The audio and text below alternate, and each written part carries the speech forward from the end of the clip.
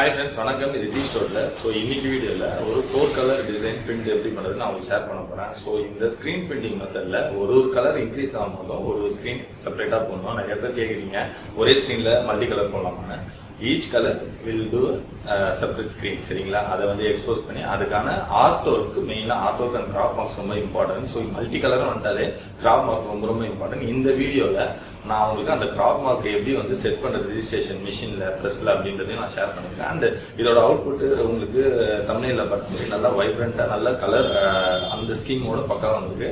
உங்களுக்கு ஏதாவது customised T shirt require பண்ணுறதுன்னா டிஸ்கிரிப்ஷன்ல என்னோட நம்பருக்கு நிறைய சொல்லுங்க. அண்ட் நம்மளோட கோர்ஸ் உரிமையில ஷேர் பண்ணியாச்சு. நிறைய பர்ச்சேஸ் நடந்துட்டு இருக்கு. So coupon code and links எல்லாமே வந்து டிஸ்கிரிப்ஷன்ல இருக்கு. யூஸ் பண்ணிக்கோங்க. You get offer. அண்ட் உங்களுக்கு ஏதாவது இந்த மாதிரி டிஷர்ட் பிரிண்டிங் பிசினஸ் இதை பத்தி நிறைய நாலேஜ் இருந்தால் நம்ம சேனலை ஃபாலோ பண்ணுங்க. இப்போ நம்ம வீடியோக்குள்ள போகலாம்.